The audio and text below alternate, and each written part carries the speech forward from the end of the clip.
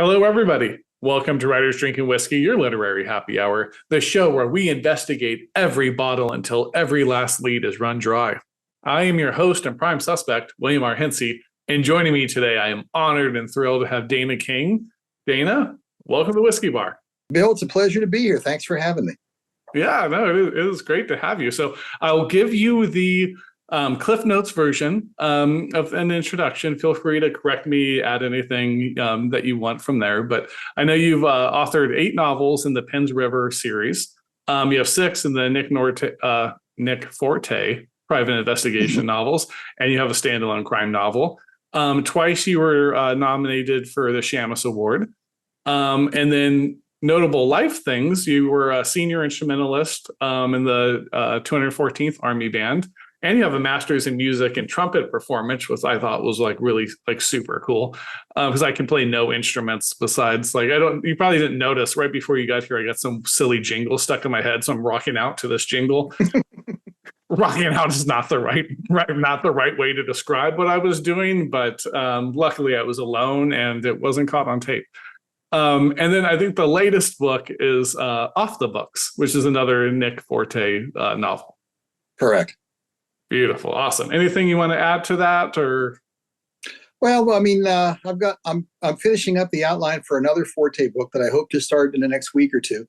But the project I've been working on for most of the last year, I finally broke down and wrote a Western, which I've been threatening to do for years. And I think it's about done, but I'm going to let it sit for a few months before I give it a proofread. I hope to have that up by the end of the year. Oh, very cool. That sounds awesome.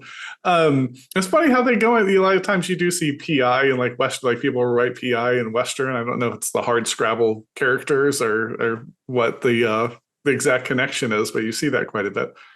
Yeah, that is fairly common. I guess the role model I would have for something like that, probably the best known guy for doing both of those is Lauren Estelman, who I just discovered a year or so ago, and I'm eagerly looking for some time to go read a bunch of his stuff, because what I've read so far is really good.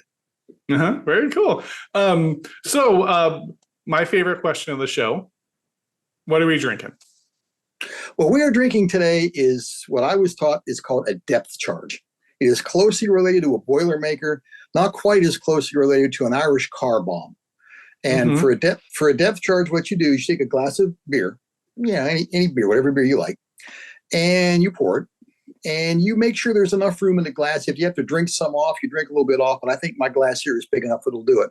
And then you pour yourself a shot of typically brown whiskey. Where I grew up, it would either be Seagram's or possibly Imperial. My whiskey of choice is Jack Daniel's. Oh, I suppose there's no reason why it couldn't be a clear whiskey like vodka or tequila, although I think gin would be nasty. And then what you do is, as opposed to in a Boilermaker, you would just dump the whiskey into the glass. But in a depth charge, you drop the whole shot glass in, let it kind of diffuse through that way and drink it that way with the shot glass in there. And then you get to fish the shot glass out when you're done, which is not always the easiest thing to do. Very good. Well, that sounds awesome. Yeah, it did. Right when you were saying it reminded me of an Irish car bomb. Yeah. My wife used to like sake bombs. And so we were doing those one time, and we had the kids. We was a bunch of parents. We had the kids, and the moms were doing. Oh, I shouldn't say the moms. I'm sure I was doing them too. They were doing sake bombs, and then the kids wanted to do something, so she tried to make them ice cream in a root beer float kind of bombs.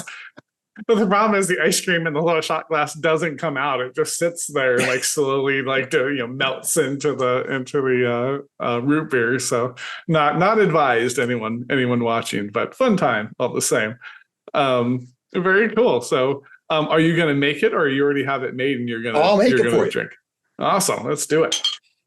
All righty. You probably won't be able to see all of this, but I've got the beer I'm drinking today is Heineken, because if you're going to put on a show, you might as well use good beer. Very good. Now, I will apologize. I have not actually poured myself a beer in a substantial period of time, so I'm hoping the head comes out well. But we'll see. Here we go. That's not a bad head for a first try. Yeah, not bad. Now I'm going to drink a little bit off that so I don't make a splash. Oh, that is good beer. And here I have a shot of Jack Daniel's, which I will drop into the beer. And that's it. I'm done. That's all the ingredients and mixing you have to know how to do.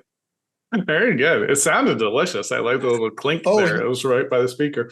And you can taste the Jack Daniels right away with that next sip. You would think it might take a second for it to float through. No, it's in there right now. Jack has a way of doing that. He announces himself right away. Very good. Yeah. And I'm just happy. I like my old fashioned. So I have actually, while I was preparing for the show, I already downed one. Says I'm a method. Some people are method actors. I'm a method host. So but while we do things, I get ready. But I do have a backup in the refrigerator here, so I'm golden. But so thanks for that. I love to ask people, and I saw that according to your bio, you and the wife are what was the term? An undisclosed location. Yes. So I like to ask this question, but because you have Steeler country and everything, behind you there, and I know, I think it was the Nick Forte. Was it that one? It's Penn River series that's set in, set in Western PA. So I figured I'll ask it like this. So what is, so where did you grow up? Exactly, and where's the best place to get a drink there? I grew up in 3 little towns that are contiguous to each other in Western Pennsylvania. I was born in Citizens General Hospital in New Kensington. And then my parents took me home to a little apartment in Arnold. And then when I was 4, they bought a house in Lower Borough, which is kind of out in the country. And the hospital is no longer a hospital. The apartment building burned down. The house is still there, but my parents aren't there anymore. And what I did when I wanted to make Penns River, getting the whole right what you know thing, is I took those 3 towns and made them Penns River. Okay. So when I want to look at a location, I'm sure a lot of folks here are familiar with Howard McBain. Basically, what he called Isola was New York. And he just made up names for everything.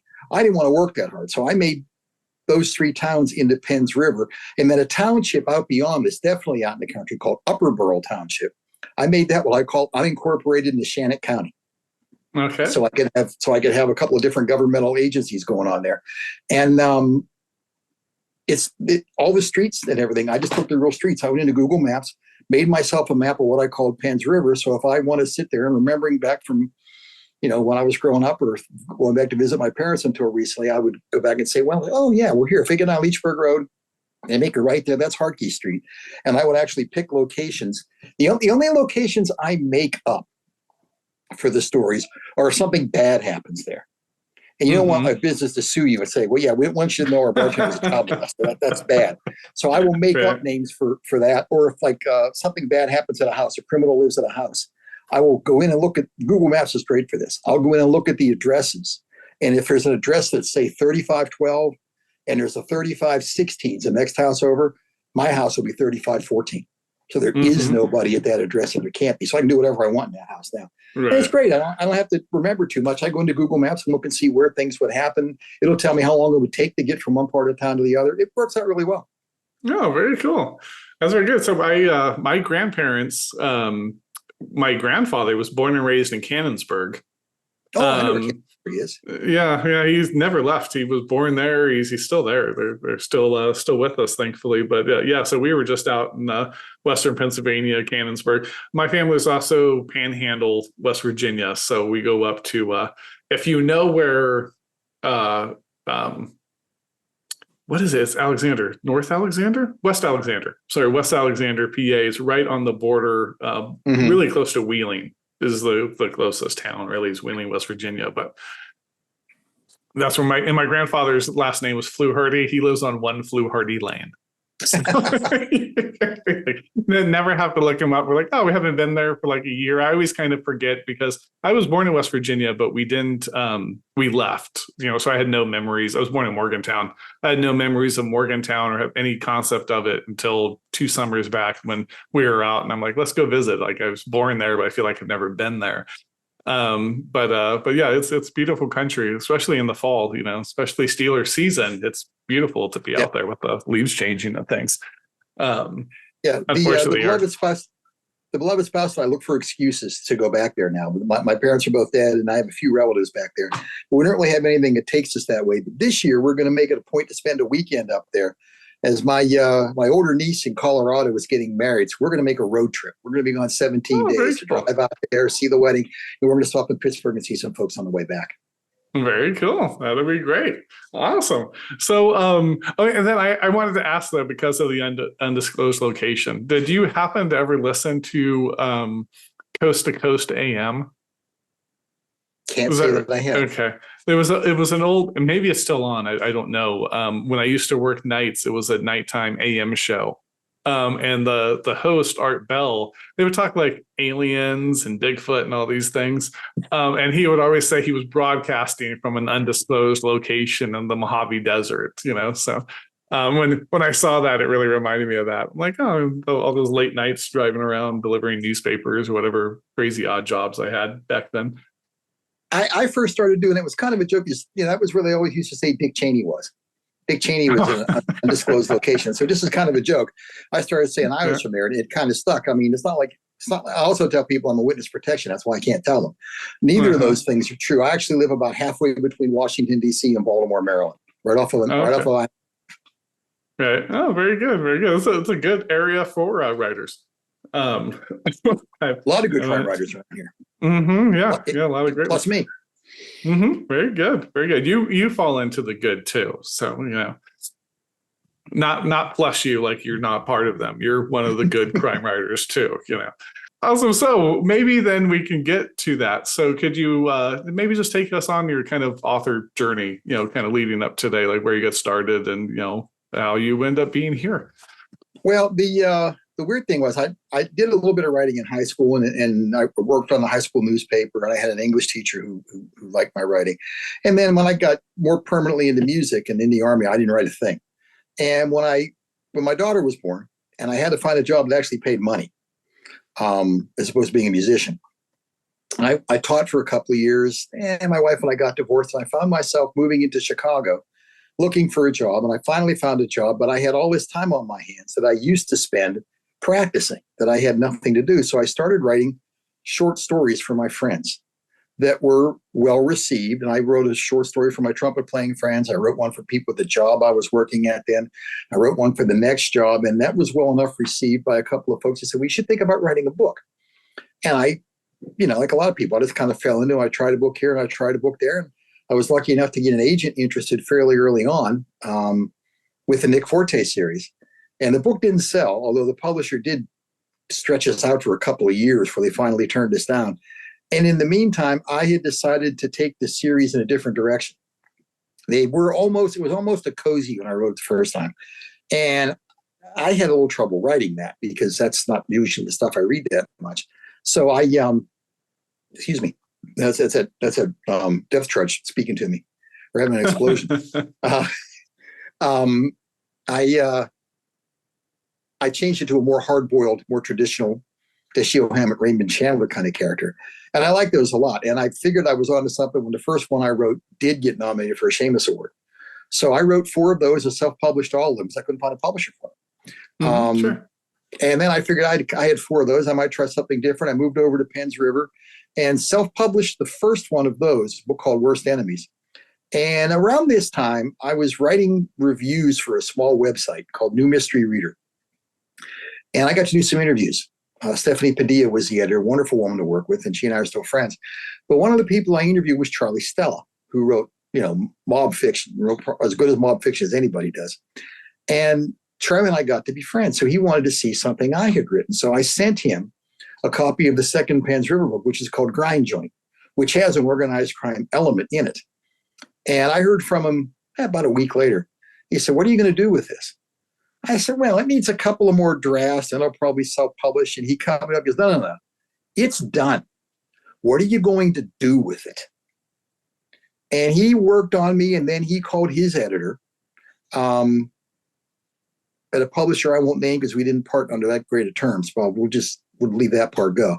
And between Charlie, and if anybody on here who knows Charlie Stella is a force of nature.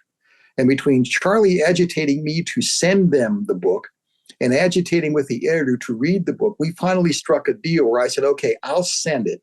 The editor said he'd read it, but whatever happens, Charlie, you got to leave us alone now. So I sent it, and he read it, and they published it. So cool. From there, I started writing more Pen's River books. Like I said, we had a problem with that publisher, so I changed publishers, and now I've got 8 of them done.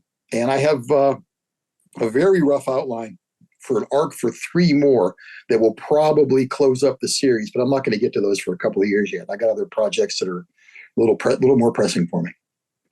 Very cool. That's an interesting story. I always like that too. It's probably a double-edged sword in some ways, but the fact that, back in the day, if you couldn't find a publisher, it was kind of all lost, right? You didn't get a chance to get that work out into the world and for people to discover you. And now there is that avenue to do it independently. And there's lots of super great books, that come out that way. And now you see it both ways. I think I was just reading, I think it was a crazy number. I think it was like 8 or 9 of the New York Times bestsellers were all TikTok, what is it? Book Talk, books.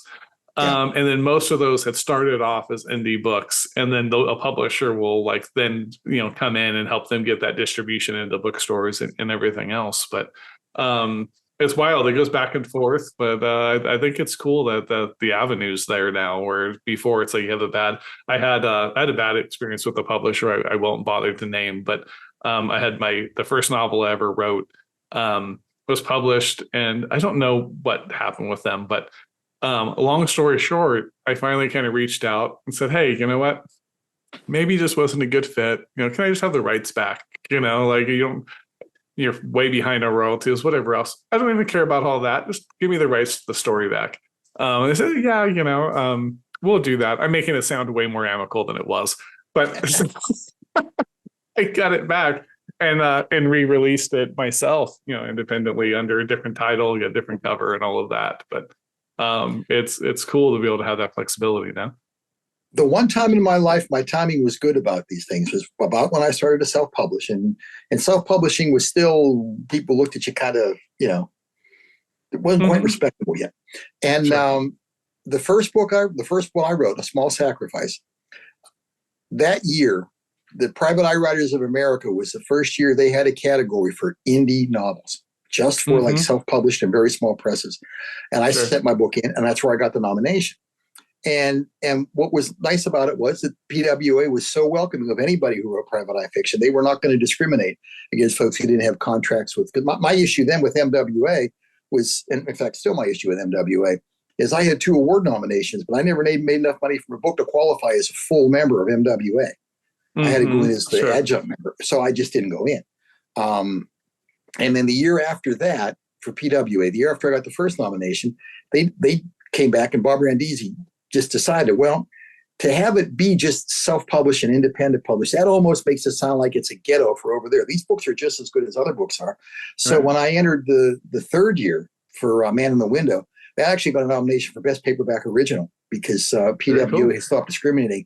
But they didn't care who published that paperback. If I did it or Amazon did it or Penguin or anybody did it, they all got the same consideration. And that was a big deal to me. And it went a long way towards making me know that I belonged with a lot of other writers, and that my peers found value in what I was writing. That was a big deal to me then. So I'll always be grateful to PWA. Sure. No, I believe that completely. It's funny. I tell people, I'm always reluctant to tell people I'm a writer. I more so now because then I promote the show, and we're about to start taking the show live and things. So, and I love talking with people and things, but and my wife used to notice though. She's like, why don't you tell people you're a writer? Always just tell them something else or just kind of skirt it.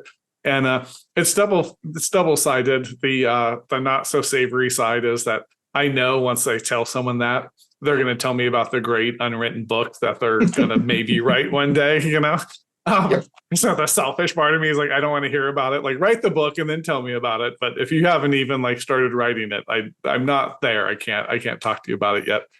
And then the second part to it was I'm not so big on, you need to win an award and things, right?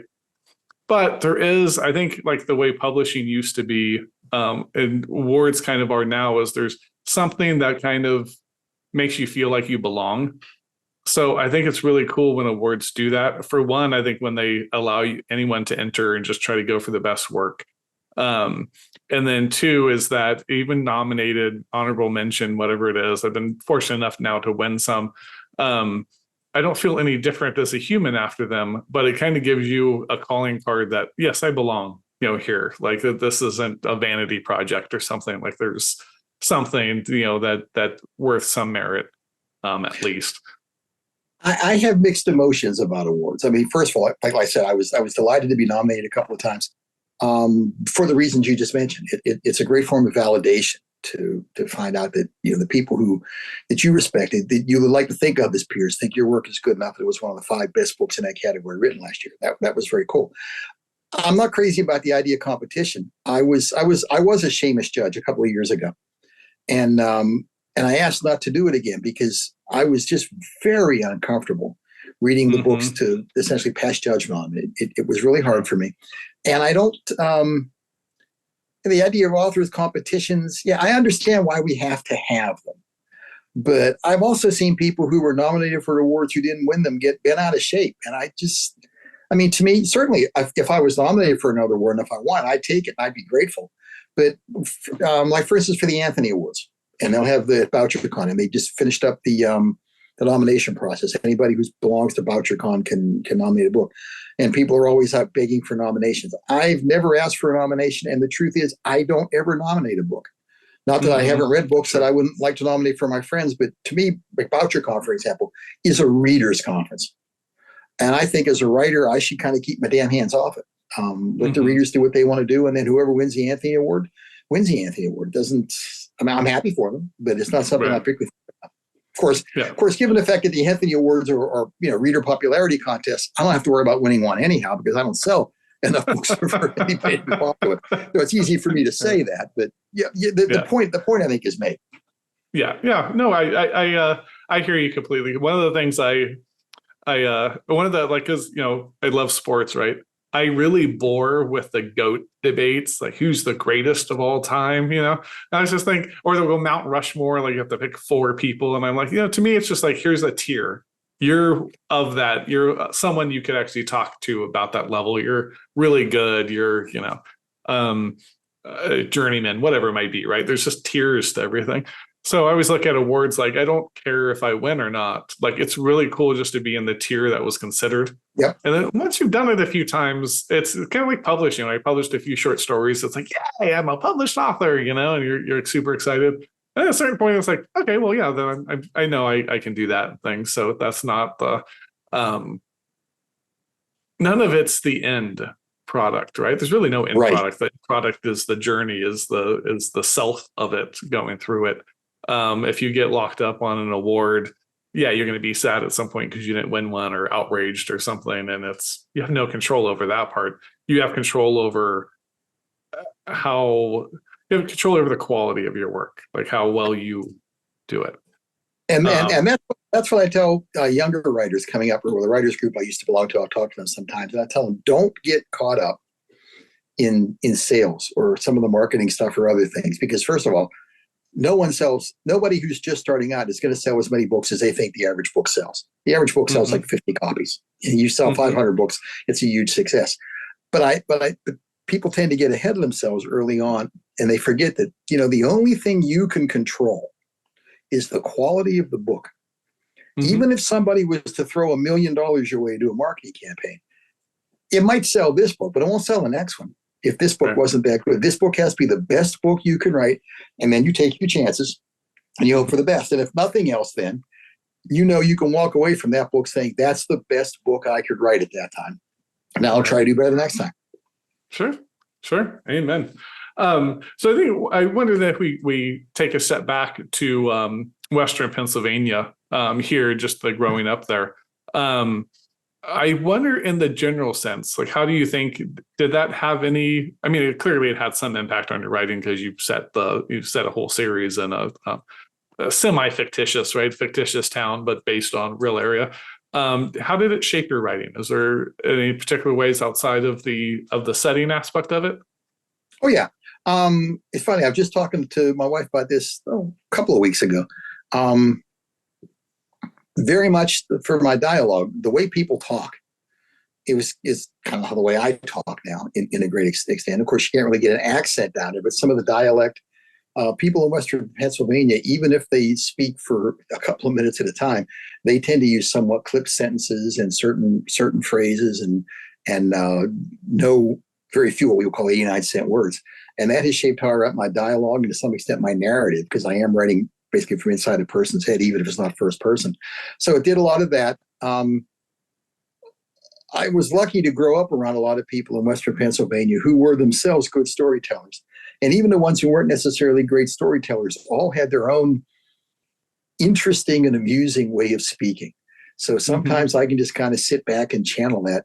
I hadn't thought of it that way until a few months ago, I saw an interview with Dennis Lehane. And he talked about what his influences were. And he said, yeah, he grew up in the storytelling culture. He said, but he would go back sometimes and just hang out with his old buddies back in South Boston and just listen to them talk. And he would get the voice back in his head. And it works for me in that I know I have a fairly pronounced Western Pennsylvania accent most of the time, greater or lesser. But my wife used to always kid me when we go back to see my parents, I would be home 24 hours. They'll be like I never left. Right. I would just fall right back into it. Right. That's funny. So my dad has a Western Pennsylvania. My dad grew up in Cannonsburg, right? Right. But he was in the Air Force. And my mom was more Appalachia. Like she was in West Virginia, Ohio, kind of further south of, Pittsburgh and kind of going down. And we moved around a lot. So I never got a particular accent. We were in Nebraska, then we were out here in California, and then in different areas of California.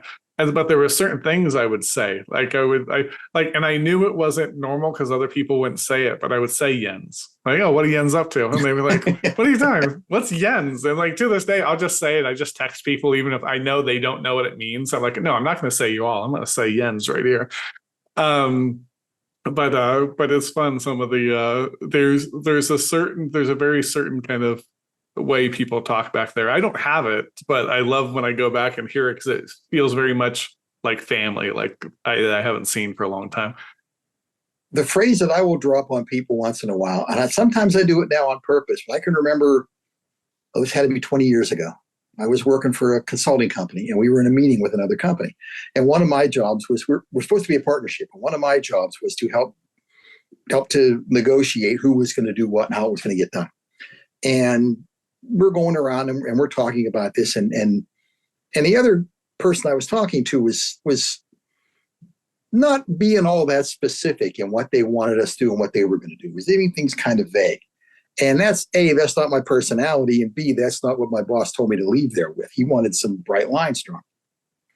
So they finally asked what I thought of it. And I said, well, I really can't agree with this. You're asking me to buy a pig and a poke here, and I can't say that's okay. And I didn't think twice about it. The whole table just, wait a minute, what? And I said, what? I didn't realize I'd said it. Goes, what the hell is a pig and a poke? And I had to take a minute and explain, and your West Virginia roots would probably show this. A poke back in the day was a paper sack, a brown paper bag. And if you were saying someone was trying to sell you a pig and a poke, that meant they weren't going to let you see the pig. You were just going to have to trust them, but there was a pig in this bag. And it became a point that, well, no, we don't buy pigs and pokes because we want to see the pig. And so every so often now I'll drop it just to provoke a reaction somewhere, but it does. Sure. Because no one's ever heard that. Outside of Western Pennsylvania, no one's heard that. And frankly, I'd be willing to bet you a lot of younger people growing up there now haven't heard it. I picked it up from my grandparents. So it could be a phrase that's dying out, but I'm doing my best to keep it alive. Amen. Thank you for that. And I know, so in the description, I think you described it as economically, was it depressed or area? So I assume it really was correct. Yeah. Okay. Yeah. I am of the perfect age that the mills started to close seriously in the area up north of Pittsburgh where I live, about 1970. I was 14 years old. So up until that time, you're not really paying much attention to the world around you. So among the first things I remember paying attention to as I started to, come of age, to use that term, were the mills closing, people getting laid off in the Vietnam War, and how that affected, because the Vietnam War, like most, affects the lower socioeconomic types first. And I can remember, I remember my father being laid off and large swaths of people being laid off, and the economy just going to hell. And even as recently as 10 or 12 years ago, I was talking to my father one day. I said, well, things must be coming back because I see there's new businesses. He said, they're just filling in places where the old ones failed. He said, and the truth is, the way he described it, I actually use this in the book, the problem is there's not really any new money coming in. It's just the people who live there now opening up businesses so they can exchange money with each other to go under slower. Mm-hmm. And I haven't been there for a few years now, but up until my parents left, there will always be the business you need. There's a hairdresser, there's supermarkets, but there's no new money coming in, and it's just a black left turn to that complicated depressed area. Sure. Yeah, I was wondering that. I'm glad you brought that up because I was wondering about that, because there was the in the area, but Pittsburgh very specifically, right? You had like all the steel mills, those closed, and then Pittsburgh's rebounded fairly well in the last few decades here, going pivoting to tech and medical. My wife's a nurse, so she's always like, "Oh, we can move there. Look, I have 86 different jobs I can take." So, but that doesn't always radiate out as much as you think, right? It's what happened with Pittsburgh. Pittsburgh recovered wonderfully, and I couldn't be happier. I consider myself. In fact, my license plate on my car is a vanity plate, Burgher. I'm a burger. Sure. But what happened was, while the city of Pittsburgh did well, and the North and South Hills came back very well, up and down the rivers did not. Those were, because there were rivers there. Those were the big mill towns, and they never really came back. The part that sticks with me is the town of New Kensington, Pennsylvania, which was where the town I was literally born in, and right next door to Arnold, where it's part of Penns River. There was a time when I was a child where most of the aluminum made in the world was made in New Kensington, Pennsylvania. Now they don't make any. Sure. The old mill is still there, but it's falling apart in places. There are some small fabricating plants in there now, and they do okay. But that used to be when the mills were run. And my uncle and my grandfather and my ex-wife's grandfather worked in the Alcoa mills, and they ran 24 hours a day, 7 days a week for years. It didn't matter if the economy was good or bad, or if there was a war or what was going on. They made aluminum there 24 hours a day for years, and now they don't make any. That kind of personifies how things have gone there. Right. Was it back then? Because I know when the bridge collapsed recently in Baltimore. I was listening to some things about it, and one of them was just kind of the economics, basically of it. And they're saying, it's an important port, but it used to be much more important when the Ohio, all those rivers, kind of connecting would leak out through there. And then so back in the steel industry, all of that going on, that was one of the busiest ports in the world because they would use all the rivers to get there. Was it, because now when I go, there's ships on the river, but it doesn't seem like a free way of commerce, right? It's just mostly a river, was it? There was a time when I was a kid, you could stand on a hill overlooking the Allegheny River, and you could watch 2 or 3 barges full of coal go by.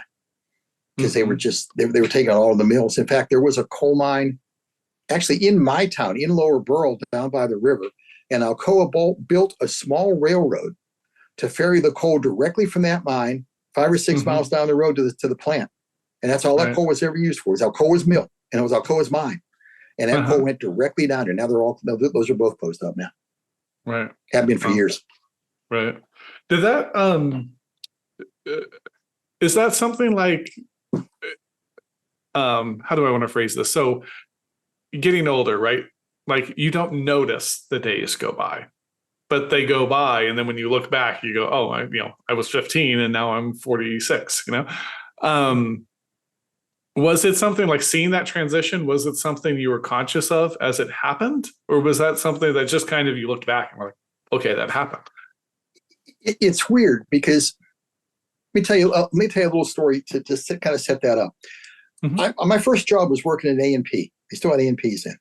And I worked for a friend of my dad's. And my job every Friday night was to do the price changes. This is 1973, it would have been. And this was, when inflation was really bad, the economy was crappy. And my job every Friday, because in those days you didn't have the scanners. You had to just put prices on every piece of, every can and every bag of stuff you had in the supermarket. And my job was to go around on Fridays to make the price changes because the prices were going up. And I probably thought of her as elderly then. She was sure I'm much younger than I am now. Came by one day and said she felt sorry for us, people my age, because this looked like the world that we were going to be left. And I just looked at her and said, well, don't feel bad about that. It doesn't strike me as being bad because I don't know anything else. It's always been this way as far as I know. And when you look at like the economy going bad, the mills closing, by the time I became aware of them, I just kind of thought, well, this is just how it is. There was a time, this is actually a better story. There was a time, me growing up in the 60s and early 70s, where I thought it was perfectly natural for there to be race riots in major cities every summer. Because every summer I could remember, they were. Right. And as you look back, well, no, that was an aberration, and thank God it was. But yeah, you don't think twice about that kind of stuff when you're living through it. You're just living through it. And then you look back, oh wow, that was something. I probably should have paid more attention. Right. Sure. Yeah. No, I know what you mean. That's what made me think of it, because there's the transition cities go through. And because they're kind of a living organism, right? I mean, they kind of do their thing. But I always wonder, like, when you witness the change, how much it's just that. You live through it. You don't know different. Yeah. That just struck me as how things were. I saw Reed Coleman at a conference once, and he wrote a book. I can't remember the title, but it was a look back book. It was about Prager as a young man. It might have been called Onion Street. I'm not sure. But he said it was when things were, turbulent during the 60s. And he said that the thing that got him was every book you read that takes place during that period, there's always some sort of campus turmoil or a union strike or something like that. And he went back and did the research. He said, what people looking back don't realize is no matter how turbulent the times were, 90 to 95% of everybody just got up and went to work in the morning. Right. Because things still had to get done. And that was kind of the attitude we had is, the economy was bad, but the people who were still working got up and went to work every day. I got up and went to school every day. I mean, the externals didn't start to look bad until you'd come back a few weeks later and you see, well, this is starting to look kind of run down. Or that business closed and nothing ever opened there again. And there's $6 stores on this street. That kind of stuff was what finally makes it show up. But when you live through it, you don't really notice it. Unless you're somebody who got laid off. Right. Yeah, absolutely. Awesome.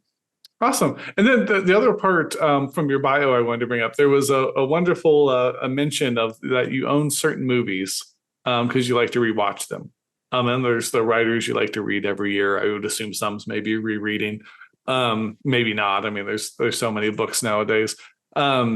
Is there a certain, so let me preface this. This is why I'm asking, because recently I've noticed, and I'm very happy about this. Like my kids, and things, they've all started to watch Cheers and Friends and these shows like I was like growing up on. I'm like, now you're going to get my references. Like, hell yeah, go watch those. And there's a real trend. I guess even video games. I'm not real into video games, but I guess even people are just going back and just replaying old video games versus buying new ones. Is there certain like joy to it? Because I get there's sometimes you rewatch something because it's fun to remember the time when you rewatched it or whatever. There's a certain comfort to it, like sitting on your favorite couch. Is there something more to it that you like about making sure you read those authors? Yeah, there is. And some of them I do reread. The reading project I'm working on right now is every time I finish a novel, I pick up and I read. Well, there's a couple books I'm working on. The big one is a couple of years ago, my wife bought me the complete Continental Op stories of Dashiell Hammett. And it's like 1,000 pages long. There's tons of stories in here. So usually when I finish a novel, I'll read one of those as like a palate cleanser to get me into the next novel. And what was really cool about that was they printed them. They're in the book in chronological order as he changed editors of Black Mask. And you can see him getting better. You can see him figuring things out. Oh, this works, that works. So there's levels of detail that I can see that I'm kind of putting together, and I'm learning stuff myself. Chandler's done. I reread Chandler. I'm working my way through all the Ken Bruin novels now. Robert Crace, Joe Wambaugh for police procedurals is a big deal.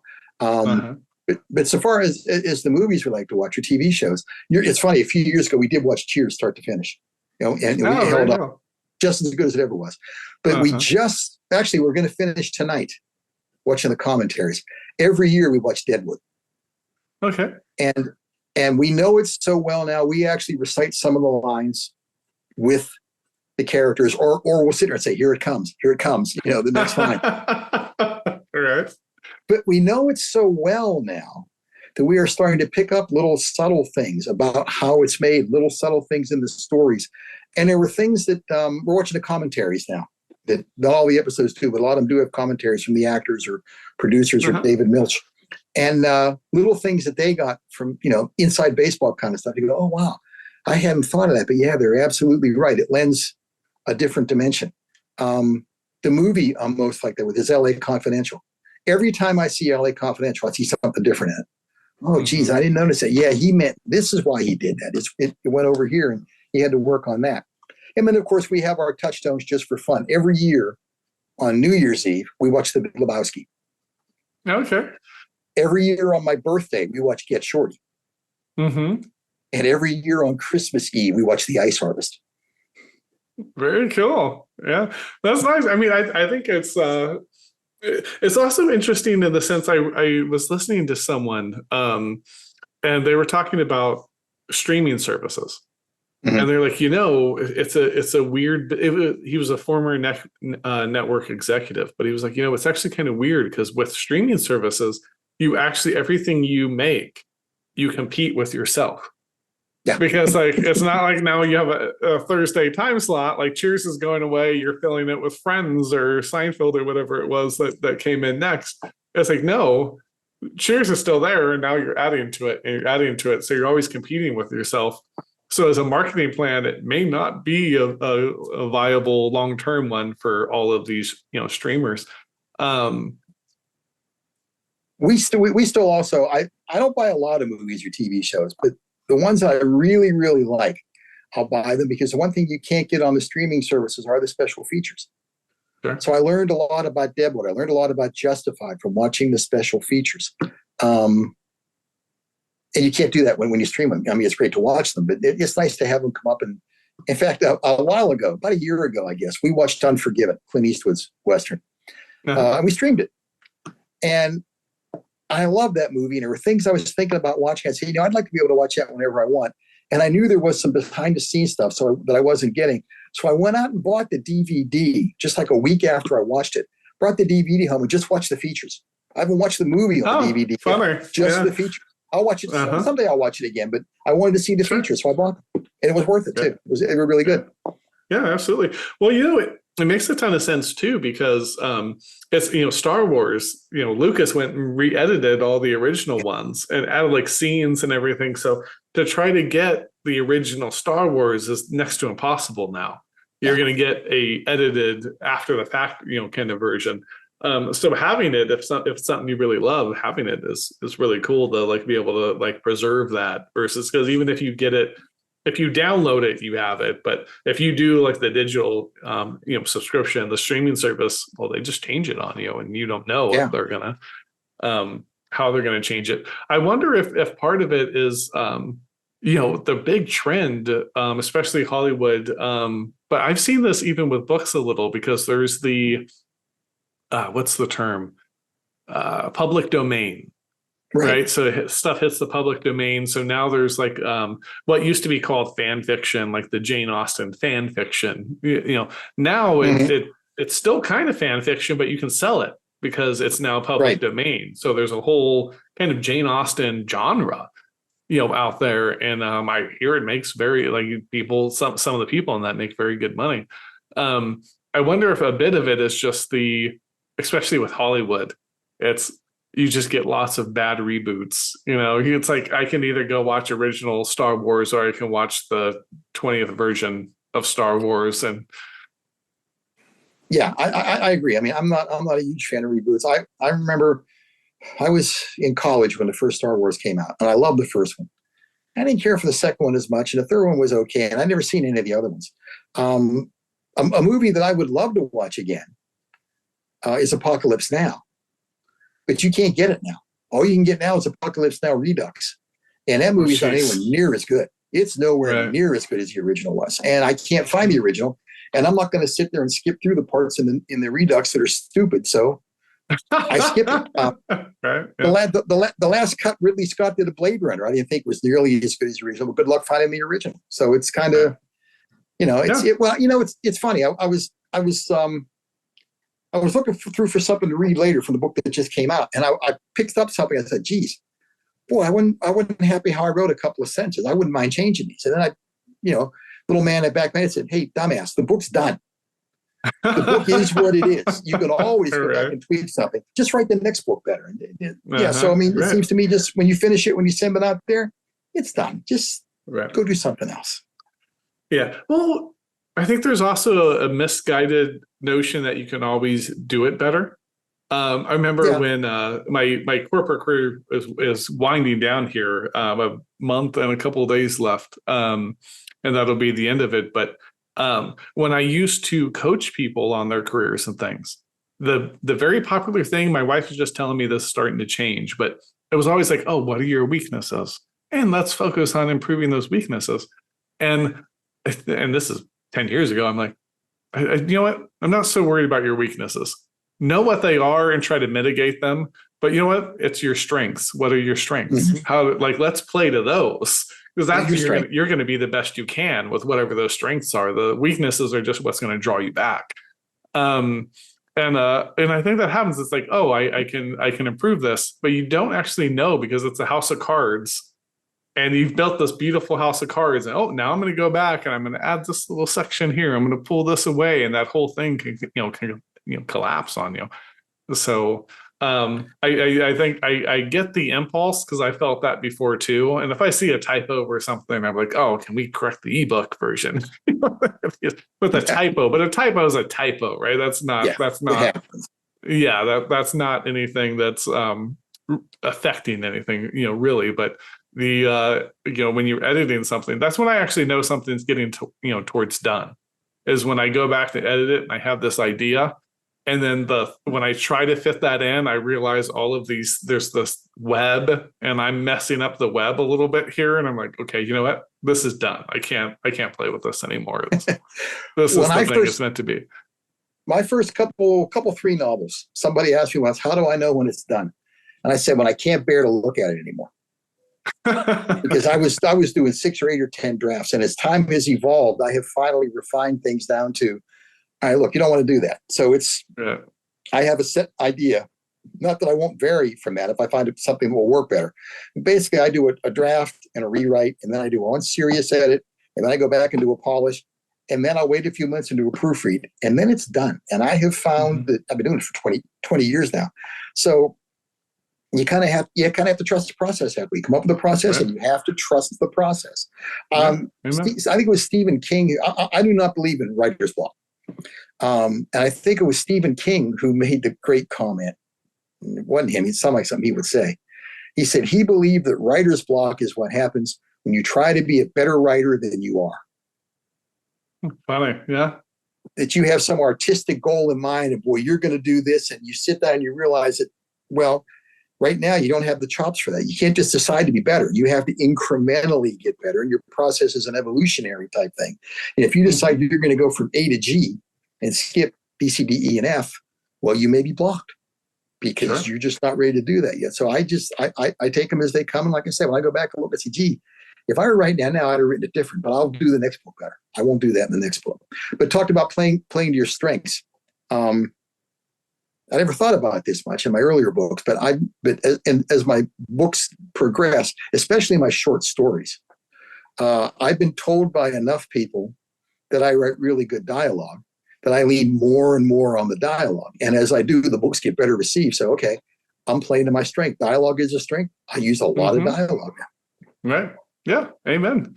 And I think that makes perfect sense. I mean, dude, I was trying to describe it as like it's so easy when we talk sports to understand that, it's draft night. People are going to see this way later, but it's NFL draft night. Tonight is round one.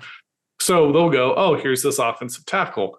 And we'll be very quick to say, well, he's 6'5" and he's 320 and he can bench this, and understand that not everyone's 6'5", not everyone can be 320 and still athletic, And so we accept basketball, that, LeBron James is almost 7 feet and can jump out of a gym. That's not everyone. Like, you don't have that ability. But when it's something like soft arts, we want to just think that like everyone can be LeBron James, and there's still certain talents you just have. And it's the goal for all of it, just get the best you can, lead into your strengths, be the best you can. And then let the chips fall where they are at that. If that's LeBron James, if that's, whatever offensive tackle the Steelers draft tonight. Although I'm going for a corner just because I just want defense. I want TJ, Watt to have 90 sacks this year and then set the NFL record for, interception returns or whatever it might be. But there's with all things, I think, playing to your strengths, and then you just mitigate your weakness as much as you can. So about the best advice I remember, again, using the sports analogy, Earl Weaver, former manager of the Orioles back in the 70s and 80s, he wrote several books about baseball strategy and his philosophy of baseball. And I've read them all. And they've served me very well, even though I'm not a baseball player, because the key thing that Weaver believed, and I think why he was so good, was he said the manager's job was to put his players in positions where they were most likely to succeed. And then the corollary of that was to keep them out of the ones where they weren't likely to be very good. And I've been able to use that in various jobs I've had over the years. But for writing, that's a perfect example. What am I most likely to succeed at? Well, my dialogue is going to work well. I'm confident in that now. I know it's going to. Well, then that's what you lean on. And I'm not particularly great at description. So I've evolved a style that allows me to say, well, look, I don't describe things any more than I need to. And if I did describe it, you might want to pay attention because it might be important later. But I just assume give the reader enough to let him or her draw the picture in their head. And I'll just have my characters tell the story through dialogue as much as I can. Right. Absolutely. So cool. So I think that's probably then a perfect time to transition. So I always joke, we've started the talk anyways, but with the show title called Writers Drinking Whiskey, I'm ethically bound to talk some writing, writing craft and things. So we already mentioned, I know the latest book is off the books. You're working on more, obviously.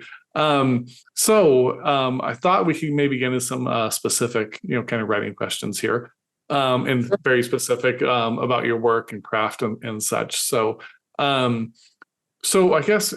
And I know there's procedurals, there's the PI genre. So maybe starting with the private investigator, kind of the PI genre. What is it about? Well, actually, not even starting there. Let's just lump them both together. You can answer it in two parts, or maybe they all fit together. What is it about those?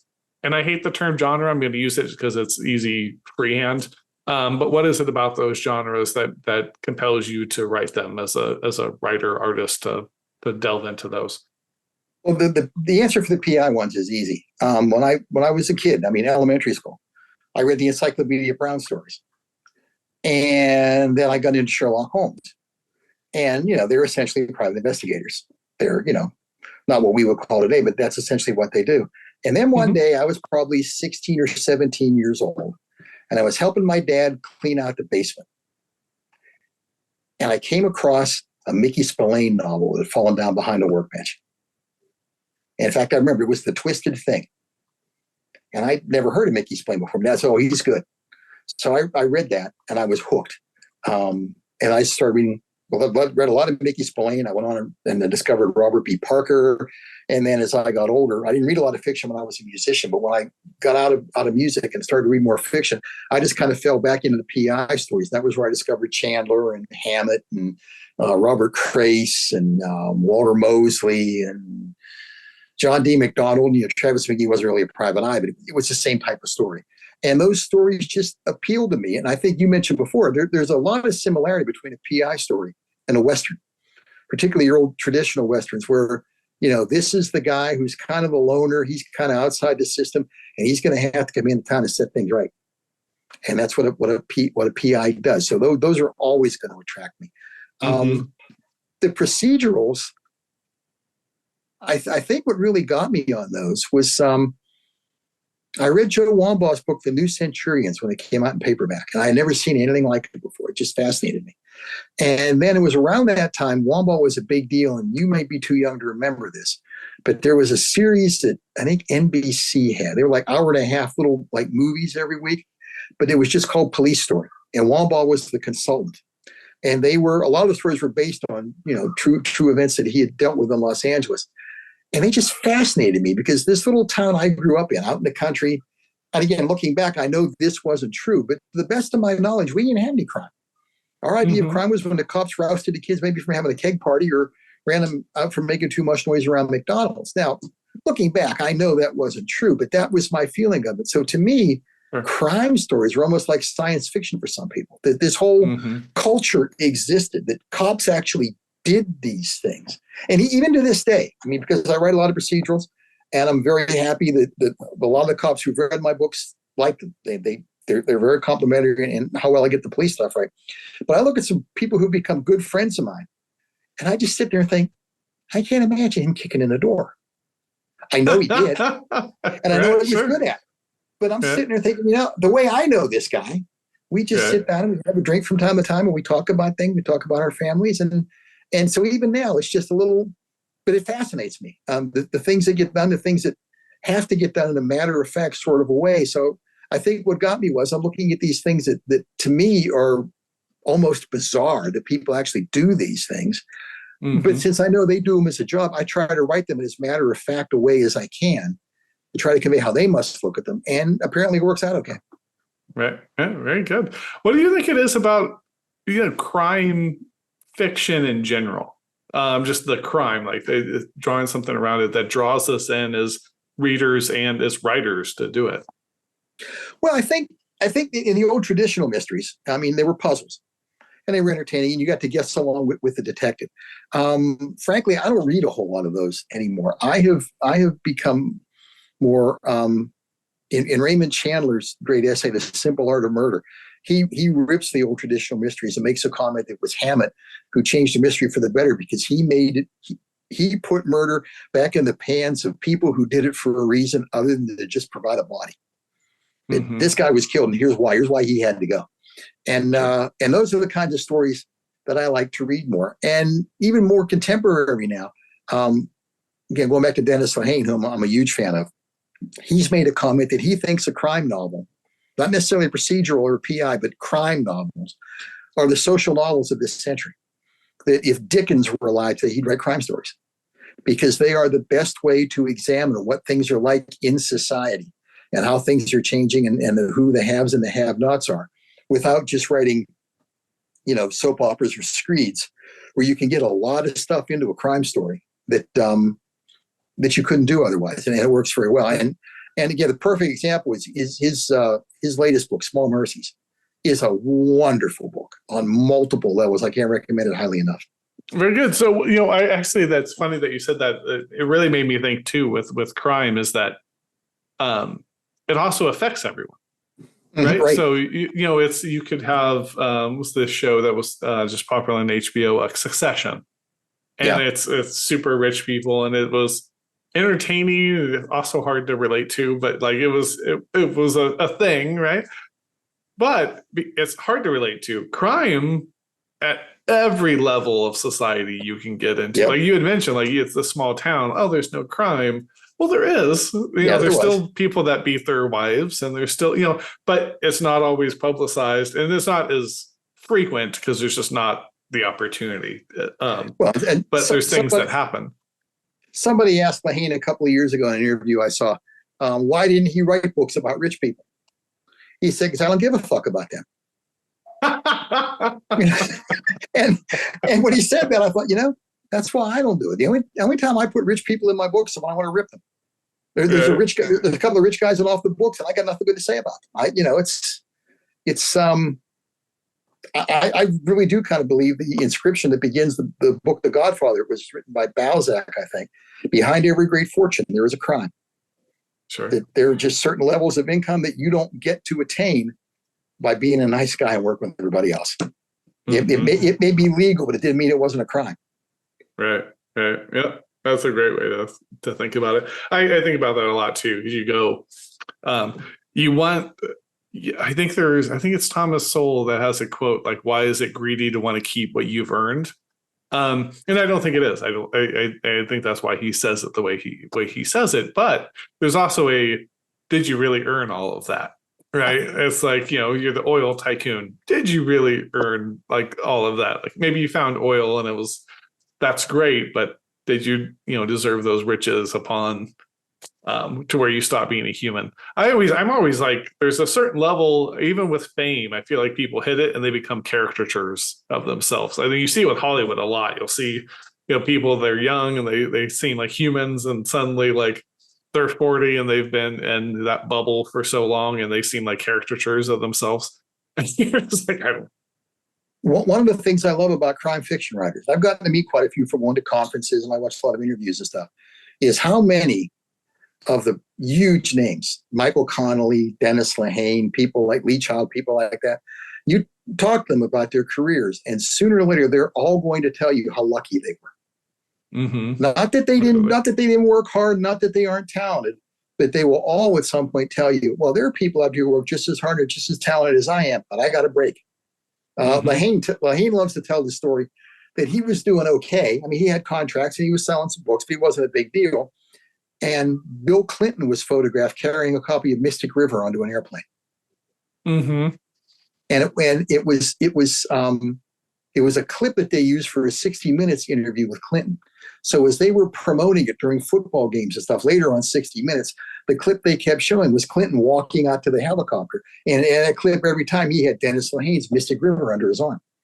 And he said the book sales just exploded. That made him a big deal. And he said, he said, I'd be making a living probably. He said, but I wouldn't be what I am today if just by dumb luck, Bill Clinton didn't carry that book out that day and get photographed that way. So, it's right. Yeah, absolutely. Well, and you see writers all the time, past writers, but they'll be like, oh, you're always more famous when you die. And part of it is sometimes it's just time and place, right? Like sometimes, Raymond Carver was a wonderful writer while he was alive. People found him much later, after he passes, when he became the short story kind of guru that we look at him as today. So I get it completely. Did your musical background, does that play into your fiction writing at all? Yes, it does very much. A lot of it has to do with the fact that since I did, I was one of those guys when I was in college, I would practice 5 or 6 hours a day. And as I got older and I got jobs, I couldn't do that with writing. And my mind doesn't work that way for writing. But the truth is, it made it very much easier for me to say, well, it's time to go write.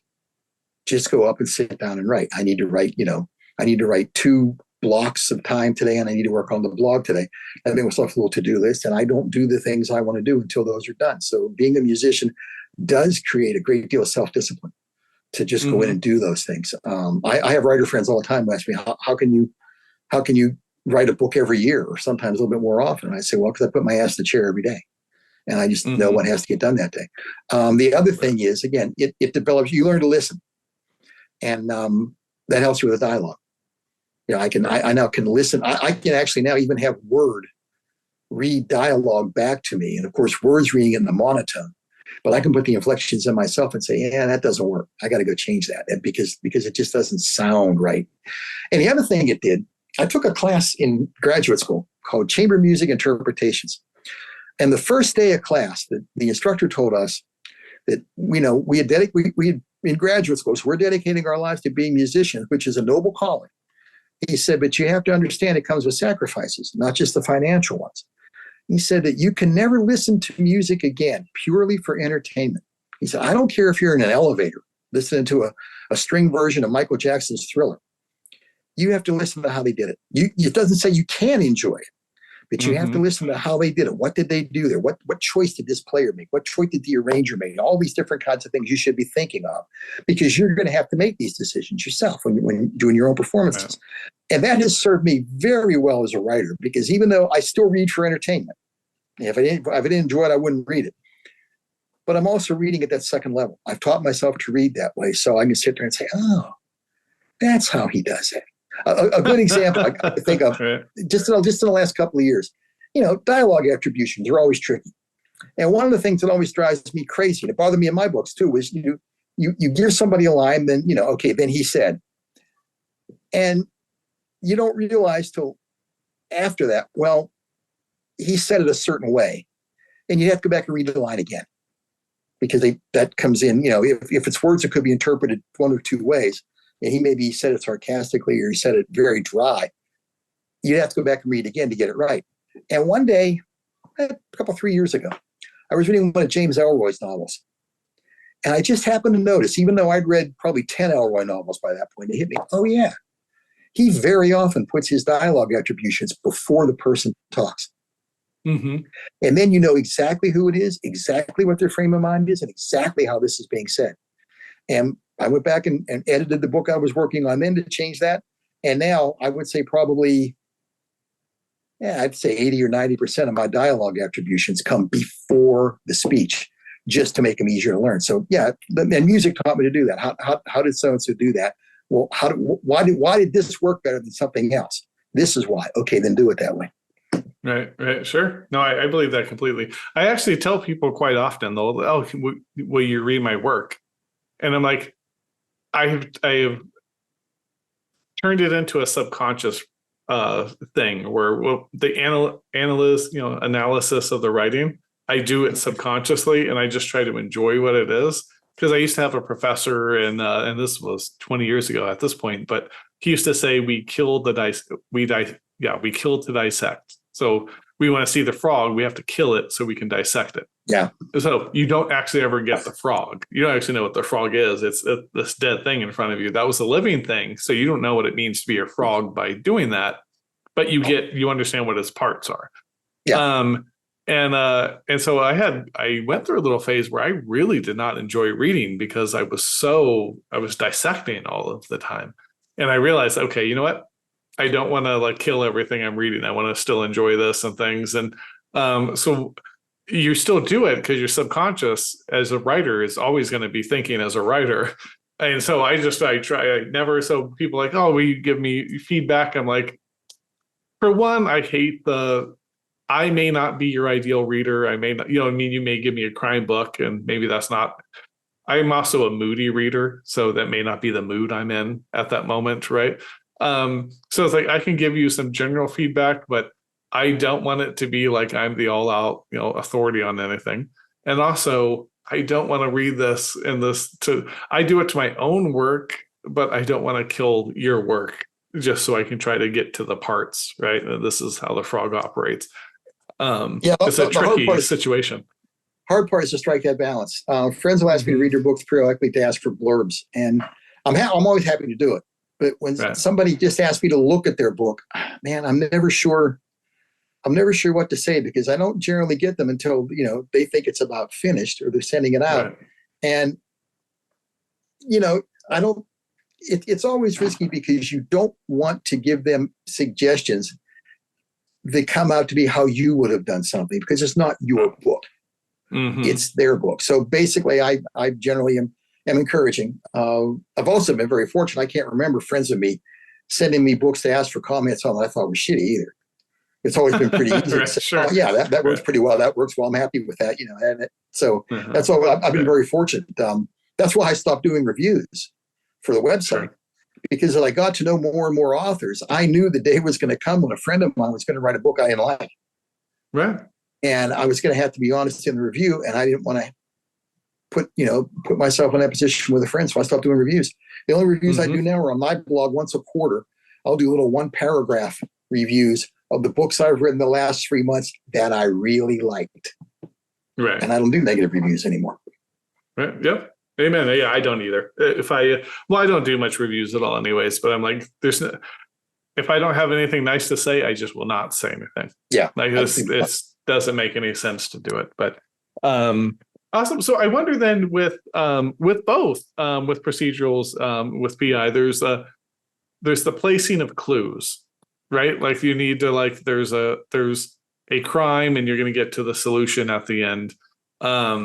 Maybe, I guess there's different ways you could do it. Maybe you always know who did it and you're just figuring out how they can prove they did it. But regardless, right, you have to kind of, screw, those clues, about. How do you go about doing that? Like, do you know the end and you backtrack and kind of fill in, right? It's like, oh, there needs to be a mascara case there. I'm going to put the mascara case there. Or is it something to where you just kind of write it organically and then as you edit, kind of fill in? I always have an outline. I tried to write a couple of books without outlines and wound up throwing 30,000 words away each time because it just wasn't going anywhere. It was just spinning its wheels. So usually I come up with the idea, and typically not too long after I come up with the idea, I know who did it. And then the hard part is filling in the middle, and that's where I outline. I just, in fact, the book I'm working on now, the reason I haven't started is I haven't finished the outline yet. I know how it starts. I know how it ends. I know exactly what's going to happen all the way through it. I have to decide how it's going to be told. And I've also found that if I do an outline, I can pace it better. Mm-hmm. Like right now, I've got a section in the outline that says you need to add something here. I have no idea what it's going to be, but I don't want to have, sure. I don't want to have what happened in chapter 26 be immediately followed by what happened in chapter 27. It's going to start moving too quickly towards the end, and they don't really make sense back to back. So something has to be in chapter 27, and 27 gets moved back to 28 or 29, and I got to figure out what that is. So, and also in this book, I'm a little bit different. Is I'm fleshing the outline out a little more. Each it's a word table now, and each chapter may have anywhere from a sentence to 3 or 4 paragraphs of what needs to happen. And I know there are people who say, how can you be surprised, or how can the reader be surprised if you weren't surprised? And the truth is, when I came up with it in the outline, I was surprised. My trick now is to reproduce that when I go ahead and write the whole book. And one of the ways I do that is, again, going back to Charlie Stella, I think he described it well. He said I write in sort of a documentary type style, where it's still kind of close third person, but what I'm really doing is I'm writing this as if I'm telling you about things that have already happened, and they've already happened to me. I'm just going back and describing it to you. And like I said, since they did surprise me when I came up with this plot twist maybe 6 months ago when I was putting the outline together, but it surprised me then. The trick is for me to be able to capture that and provide enough clues so it makes sense, but not so many I give it away. And that's where the outline comes in. It helps me out a lot. Mm-hmm, sure. I think the outline or not to outline debate is kind of a funny one. Like they're seeing, like it's like you fall on this. It's like politics in America now. You're left or you're right. I always joke I'm a radical centrist, right? Like, no, I'm not left or right. I'm like very radical, going to be in the middle. And I feel like people do that with outlines. Like their writing community is like, you're a pantser or you're an outliner. There's no in between. And I'm like, there's going to be 2 novels, but I wrote them basically as one, Pirates of Appalachia. I've heard people refer to it as a 0 draft or a vomit draft even, which is the less appealing term of the 2. But when I first write, I kind of just write things out and I'm kind of figuring out character and things. But it's kind of a fleshed out outline, right? Yeah. And it's like I ended up, when I edit, there's whole chapters I just rewrite. there's literally no words survived. So you can call it a draft or not, but there's 30% of the chapters, none of it remained, but it's kind of a mega outline almost. So it's just depends on how it works for you. I don't think the reader is going to be surprised more or less based on your process. It's going to be based on how you wrote it, how that writing came out in the end. This doesn't really apply to the Forte novel because they're in first person. But the Penns River Police Procedurals, which I write in third person, the last couple of books I've written, the first draft looks almost like a screenplay because, again, I'm dialogue heavy. I'm getting the story down from the outline. But if I get to something where I have to describe how something happens or describe what someone looks like, and I don't want to get bogged down in that, I'll just put brackets and say, here's what has to go there. and then just keep moving. And then when I come back, and that I call draft 0. And then when I do draft 1, I literally do, as you said, I rewrite the whole thing. I put the opening draft, the draft 0, on the top of my monitor screen, and then a blank Word document on the bottom. And I take a look and I read each sentence or each paragraph, and then I just rewrite them. And some of them come out verbatim, and some of them come out completely different, and some get lost, and stuff gets added. And by the time I finish that draft, now I've got something I can edit. But if something's holding me up, I'll just make a slug and move on, because I'm big on let's get the story. Once the story exists, I can fix it. But until a story exists, there's nothing I can do with it. Right. Yeah, I like to equate it to sculpting to a degree. It's like you need, if you're going to sculpt, you have to have something. You have to have some material. So you got to get that clay together, then you can sculpt it, or the wood, or whatever it might be. So with the procedurals, how do you get the procedure right? Do you do a lot of research on that? Is it just a lot of reading, similar procedurals? How does that go? Yes. Again, having been fascinated, I've got a whole shelf of books here that are not just true crime. I don't read much true crime that focuses on one crime, but I have a lot of cop memoirs. Okay. So I'm in the cops' heads to how they do things. There was a woman named Connie Fletcher, who was a journalism professor at Northwestern, but she came from a cop family. And she was able to get a bunch of Chicago cops to sit down with her over a period of years over pizzas and beer. Right. And she would just set the microphone in the middle of the tape recorder in the middle of the table, and they would tell stories. And they would, of course, start telling stories. Oh, I can top that story. And it would just go on like that. She wrote 5 wonderful books. There's a San Francisco cop named Adam Planiga, who just had his first fiction book come out. It's being very well received. They're going to make a TV show out of it. But he wrote 2 books. One of them's called 400 Things Cops Know, and the other one's called Policecraft. And I have little Post-it flags all over those books. And I go back and take a look at those and kind of work them in. But that also has to do with why I put my procedurals in a small town in Western Pennsylvania that I made up.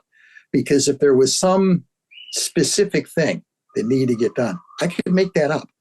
If I was pacing these books in Pittsburgh, I would have to know how Pittsburgh did this. And I didn't really feel like doing that level of research. That wouldn't be a lot of fun. But I knew how cops did things in general. I knew how they thought. The other reason the Western Pennsylvania small town thing worked so well was I started writing these with the height of the CSI craze. And I knew enough to know that it doesn't really work that way. The cops still break cases talking to people. And somebody's girlfriend got pissed off because he moved on and she ratted him out, or whatever it's going to be. And I wanted them to have that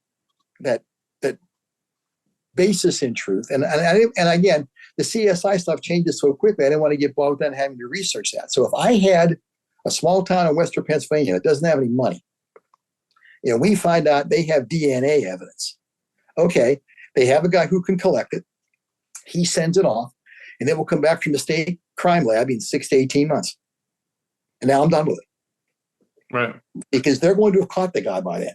That evidence may be very good to get a conviction, but my cops don't have to fool with it because it's gone now. I acknowledged it was there. It's being done. So the books exist in the present time, but now it's just gone. And the best part about that is if I need it for something, if I need some sort of a test result to come back, there's nothing that says it couldn't get done quicker.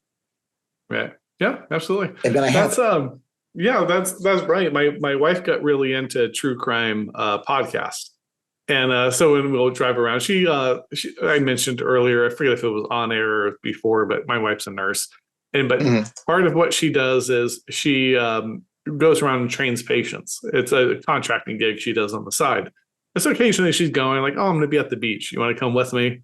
And I'll go with her because I'm a writer. I can make myself busy for a couple hours, right? And she can go be important. I can make stuff up for 2 hours, right? And then we'll go have dinner, hang out at the beach, whatever it might be. And so we'll listen to the true crime podcast as it goes. And you actually hear so much of we got DNA evidence, but you don't get that back. There's an 18-month backup or whatever it might be, like depending on where you are like that. And if you're a rural area, that backup, like you would think, oh, there's not that much, but no, that backup goes into the Pittsburgh backup or the LA That's right. backup. That could be really far. You're way down the line. Because even politically, you're way down the line. Oh, So yeah. if something's going to get bumped up to the top, it's not you. So you can use that as a writer pretty brilliantly. Penns River doesn't have its own medical examiner. I won't get into the whole story how Penns River became pretty much its own county. There's a little backstory I had for that, but they depend on Allegheny County, which is where Pittsburgh is, for a medical examiner. Well, if Allegheny County gets backed up, let's say there was a mass shooting or say there was a bad traffic accident or something, and all their medical examiner or coroner people are tied up, Penns River has to wait. Right. We'll get to you when we get to you. So yeah, I mean, Sure. I don't think I've used it much for that yet, but that's something I have in my back pocket. And I could always say, well, this stiff's going to have to sit here for a day and a half until we get a mental examiner out here. Right.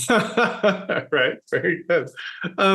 Awesome. So before we move on, I did want to ask us, there's the short story part of it.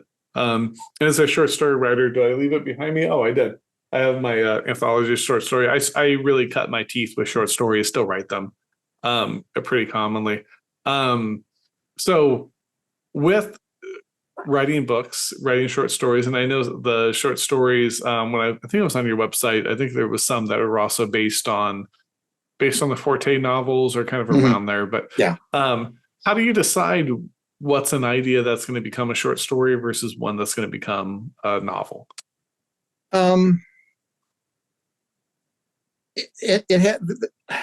don't know that I decide at some point. I have started out to write things that were going to be short stories, and I just said, well, I just enjoyed this situation too much, and I turned it into a novel. But I've also had things I thought were going to be novels, and I said, there's not enough here. And I would be padding it to make it a short story. And lately, though, I've gotten pretty good at having a pretty good idea of when I come up with an idea. It's like, well, this is a short story idea. This isn't going to be, because, for instance, the story I'm probably proudest of is a story called The Box. And the whole story takes place in the interrogation room. And it's about a 6,000 word story. And it's how these cops break down this guy who was having sex with an underage girl and wound up killing her, so she wouldn't tell anybody. And I knew when I first wanted to do it, I wanted to write a story just in the box. There was nothing else that was going to go on. There would be things that happened outside and information would come in, but the cops and the suspect would never leave. And that was how big my container was going to be. So what I could fit in there was what I was going to do. The last short story I wrote, which just came out this month in Dark Yonder magazine, the story called Bartender Blues, is based on the country and western song Bartender Blues, sung by George Jones. I took all the elements of that story and made a crime story out of it. So that was going to be a short story. That's all the more there was to that. The story I'm working on now, between drafts of the novel, is based on the song You'll Never Leave Harlan Alive. Literally, where the guy does get out and he has to come back, and he doesn't have the same, it doesn't end for him the same way in the song, but it doesn't end any better either. So yeah, there are just some ideas that come to me. I think, now that you got me thinking about it, I hadn't thought about it much. I think one of the things that helps me with that is I spent a lot of time 10, 12 years ago writing a lot of flash fiction. And, when you write flash fiction, it's got to be an idea you can tell in 1,000 words or 700 words. And there's no fooling around in that. And that only taught me to write a lot tighter. But I think it also taught me to take a look at story ideas and be able to tell fairly quickly, how long is this story? And frankly, some of the a couple of Forte short stories I've written worked their way into novels. But that wasn't what the novel was about. For instance, the first chapter of Off the Books was a short story of its own that I had written to work out the fact that Forte has now lost his detective agency, and he's having to take these jobs for cash money off his license to make sure all his bills get paid and everything, and how that came to be and what his attitude was for that. And I thought, well, the truth is, anybody who's read the other Forte novels, they look for Nick Forte to be a certain way and do things a certain way with his agency, and the agency isn't there anymore. I need a way to show them there's a clean break. So that chapter became the prologue, or that story became the prologue to this book. And it just kind of made a clean break right there. Boom. Everything that happened before, forget about it. It's still Nick Forte. He still has the same daughter. He still has the same friends. But all that business he had going with the agency is gone. Don't even think about it. Mm-hmm. Very good. It's funny how it works out. There was a short story in Without Expiration it's called Teeth, and it started off as a 12,000, 13,000 word kind of short story, which is a long end of short stories for people that know the word counts, but still in that range. It's not novella range yet. And I distilled that down much later. I kept going like, there's a story here, but this isn't it. And that distilled down to, it's like 1,000 words, what's printed up there. In fact, it's one of my favorites to read because it's just very raw. It's first person. It's very raw. The narrator is almost just the embodiment of rage, basically, with what's happened, and he's getting his revenge, but he's just destroyed, right? And it's just that distillation of it. And it was when I finished up the novel I've been working on. I've worked on other things since and released other things since. But when I released that Pirates of Appalachia, or when I finished Pirates of Appalachia, I was like, okay, no, I have this actual idea that is so much more. And so it's like I finally had the novel idea where I'm like, oh, okay, this is actually where that goes. And that's going to end up being the prologue to the novel that I just started writing. You follow it along, and now it's like, okay, now I need to, like, he's not the embodiment of rage anymore. This is a character I need to flesh out, and all these things. So it's interesting how they work out, right? That was how the box came about. I had written one of the Penns River novels has a very long scene where that's what they do. It's not as long as the box is, but my chapters usually run 1,500 to 2,500 words. And this chapter ran like 4,000 words while the cops were breaking this guy down in the box. And not too long after that, my wife bought me the complete set of the TV show Homicide.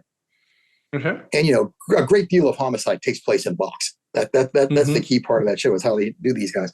And I got to thinking, well, I would love to have made that scene longer in the novel, but you couldn't let it drag down the novel. I mean, there's a pacing the novel has of its own.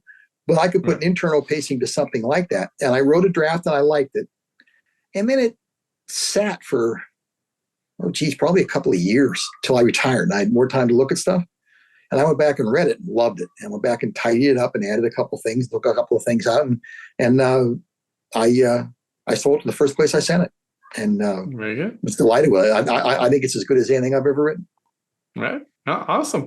So I think then that is a perfect time for us to transition to our shots portion of the show. So you don't have to do shots. You're welcome to do them if you like, but it'll be rapid fire questions. Okay. So first question, what makes the Steelers so good? And why do the Browns even exist? Well, the Steelers are good because they figured out a plan.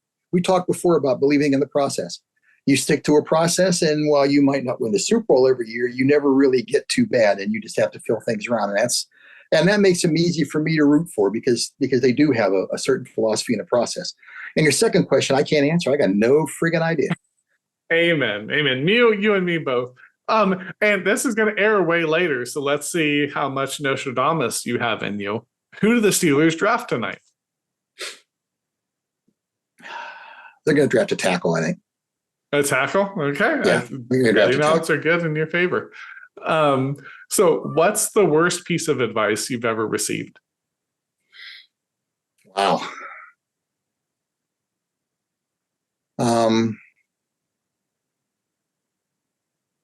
That's harder than that sounds. It can be writing related to, it can be life. There's open-ended, but I guess it would be, I was laid off once about 20 years ago after the dot-coms crashed. And I was advised to go look to a certain company because my skill set would work well with them.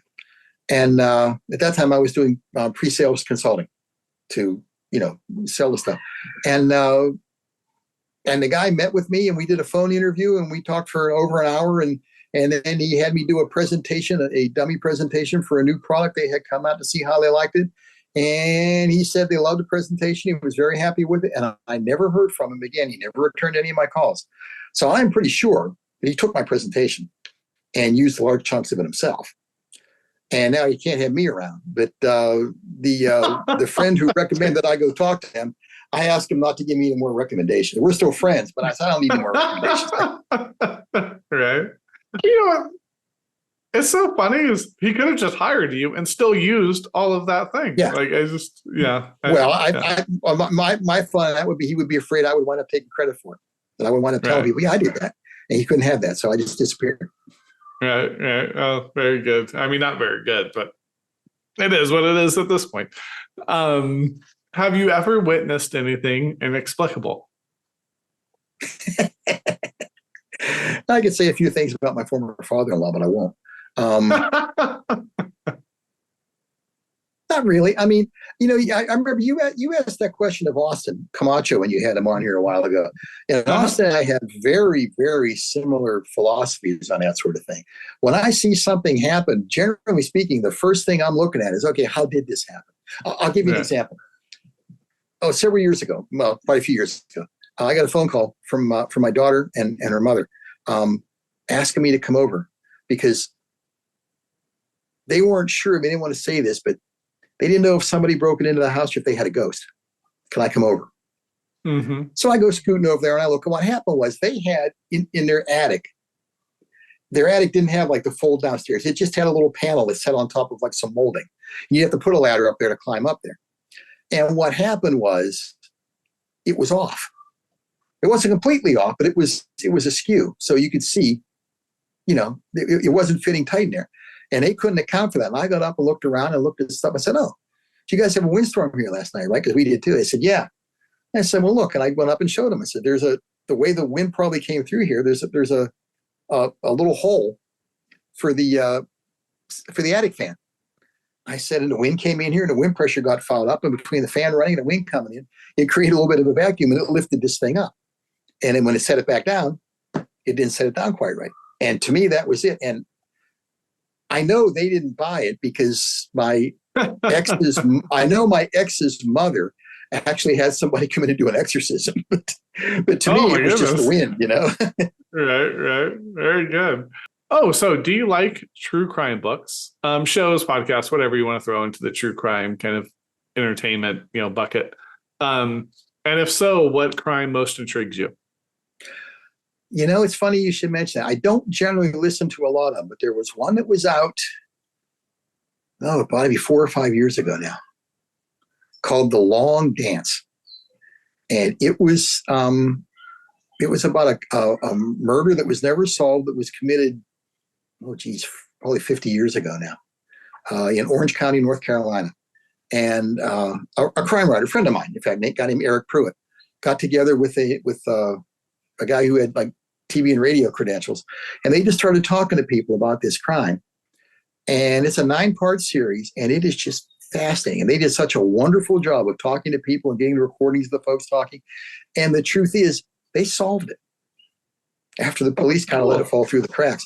Now they can't say who it is because they'll sue their asses off because they don't have the kind of proof the police have. But yeah, they solved it. And and Eric went on to write a wonderful book based on it, where it has a different ending. He made some changes because you couldn't be too close to the crime itself.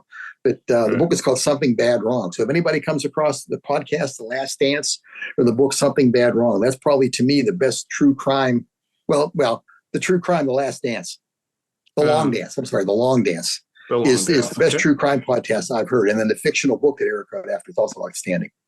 Very good. Very good. And then finally, my favorite question of the entire show, favorite podcast, and why is it Writers Drinking Whiskey? Well, because you have such fascinating guests.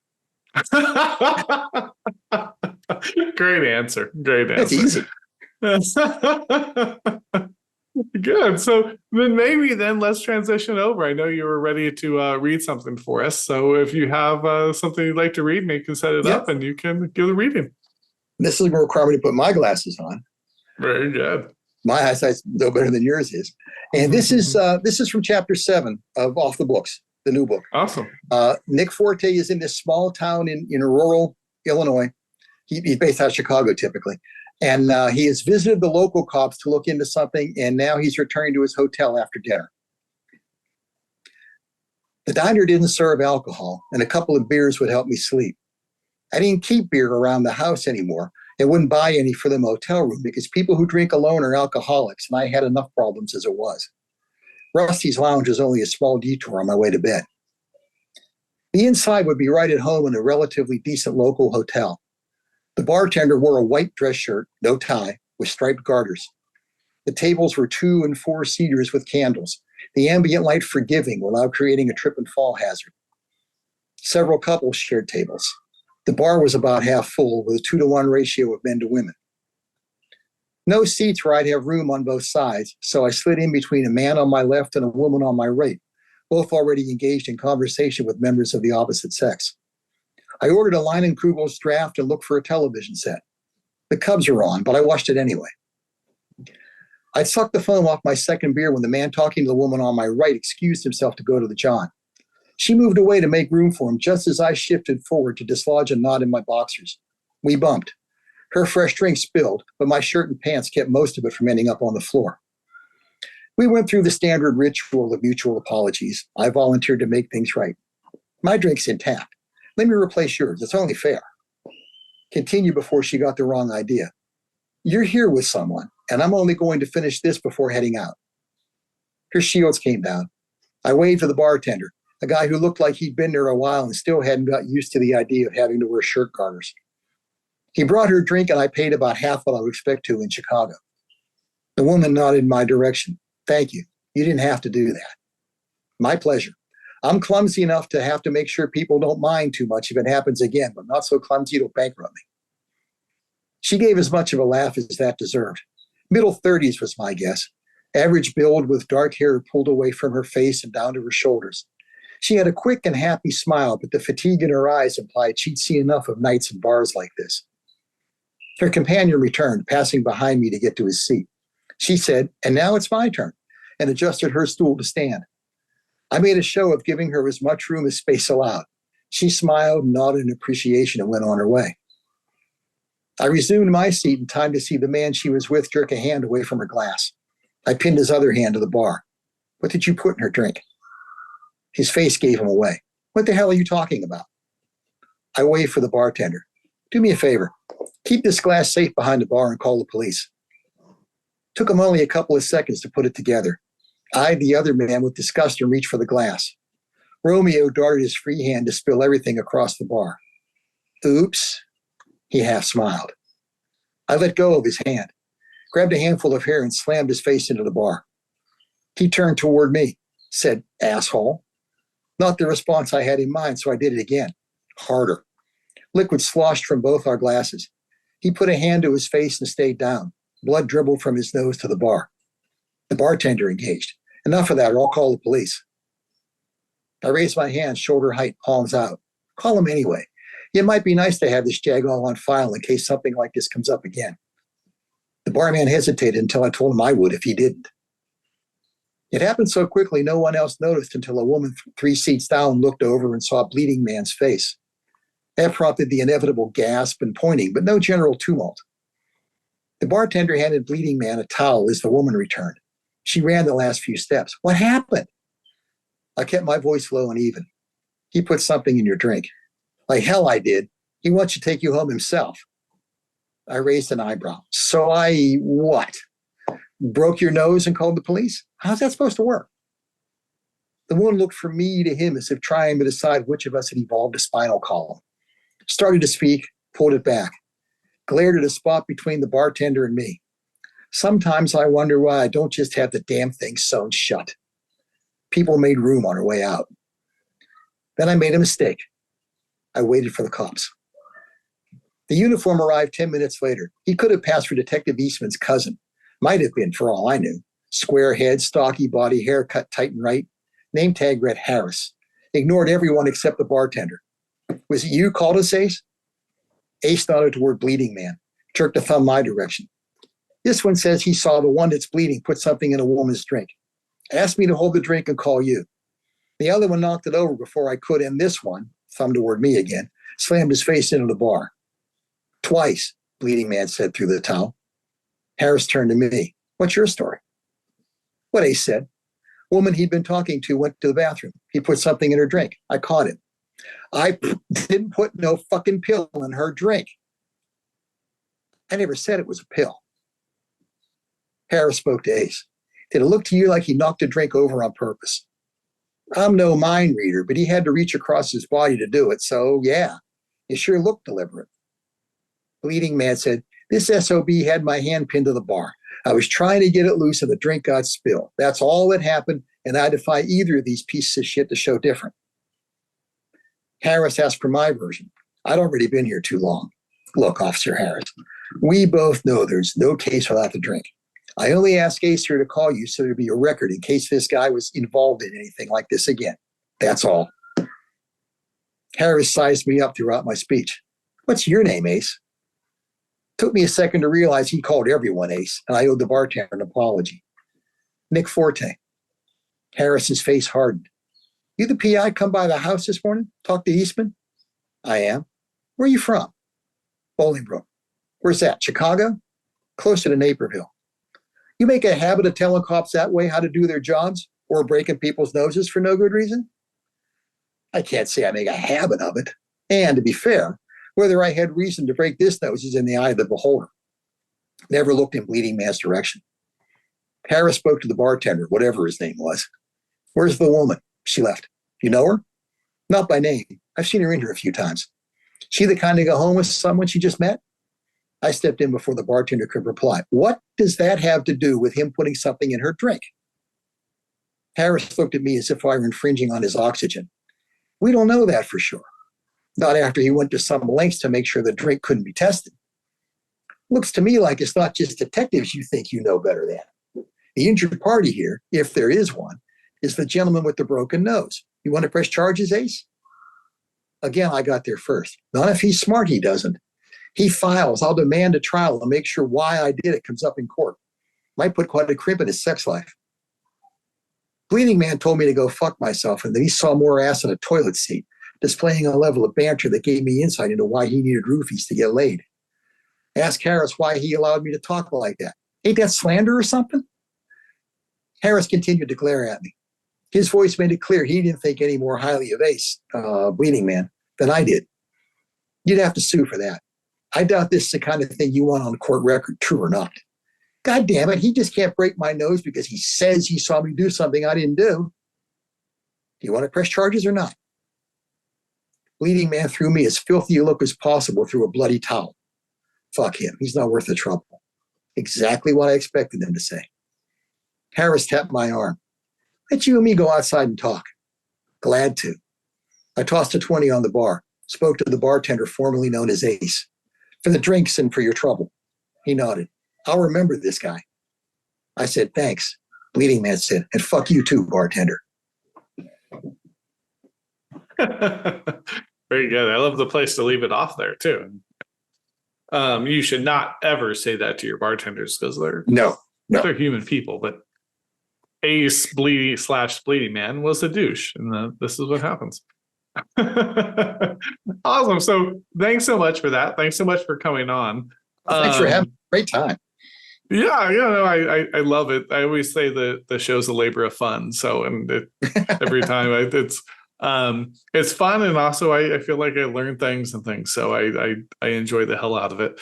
So if people want to learn more about you and your work, I can certainly link up the website. Is there anywhere else? Is the website the best place, or where else would you point them? The website's the best place. I mean, they can. I post on my blog every Friday, and it's always writing related stuff. They can get to the blog from the website, or they can just look up One Bite at a Time is the name of the blog. Okay. And I'm on Facebook, and I'm on the platform formerly known as Twitter. You can look me up and send me a friend request. I'll be happy to reply. Very good, very good. So, and I'll link those up here. So they'll be in the description and such. So at very minimum, the website, the description does fill up at some point.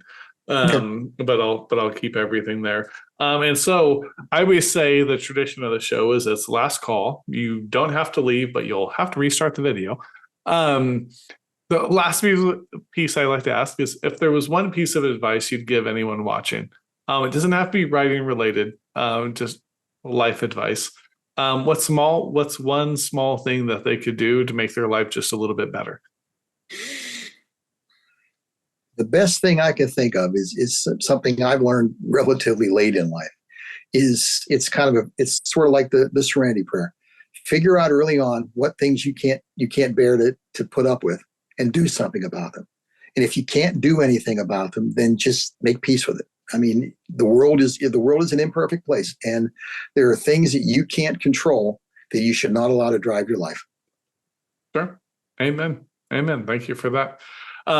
So again, it's been great. Do I have anything to cheers you with here? I like to make sure I end with the cheers. I have my side whiskey is always some kind of Irish whiskey.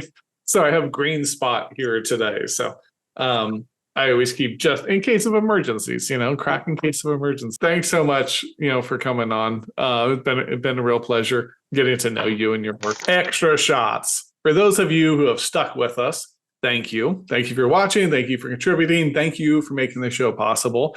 We have a question for you, or as I like to say, an extra shot with aggressive kind of air quotes. What is your favorite book to reread? Let us know in that comment section down there. I will put mine down there, although I'm not much of a rereader. Let us know. I'd really be interested to hear it. And if you do want to support the show, as always, the very, very best way to do it is pick up a book. So all the links will be in the description. You can pick up one of Dana's books, one of my books, whatever you want, all the great previous past guests we've had on here, and we'll continue to have on here. So stay saucy, everybody. Cheers.